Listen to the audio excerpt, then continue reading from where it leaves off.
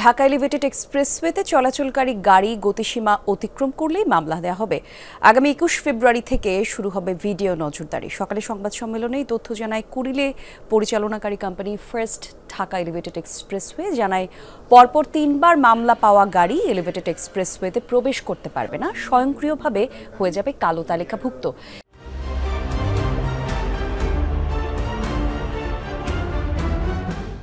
Elevated এক্সপ্রেসওয়েতে সর্বোচ্চ গতি ৮০ kilometre করার প্রস্তাব দেওয়া হয়েছে। কোম্পানির যান চলাচল সুরক্ষা এবং নিরাপত্তা বিভাগের পরিচালক হাসিফ হাসান খান বলেন, ১০০ কিলোমিটারের বেশি গতিসীমা অতিক্রম করলেই পুলিশকে জানানো হবে।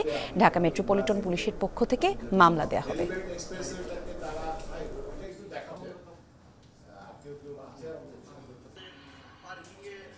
এটাকে ঢাকা মেট্রোপলিটন পুলিশ মহোদয়দেরকে এর আগেও বলেছি যে we should start video case, কারণ আমরা এই গাড়িগুলোকে স্টপ না করতে পারলে আমাদের যে কোনো মুহূর্তে ও তো মারা যাবেই, প্লাস আরও তার জন্য আরও অনেকেই মারা যাবে।